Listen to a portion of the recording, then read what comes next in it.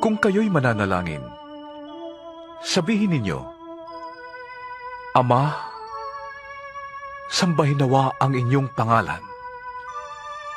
Naway magsimula na ang inyong paghahari. Bigyan ninyo kami ng aming makakain sa araw-araw. At patawarin ninyo kami sa aming mga kasalanan.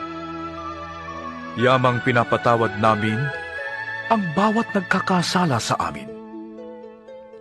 At huwag ninyong hayaang malagay kami sa matinding pagsubok. Humingi kayo, at kayo'y bibigyan.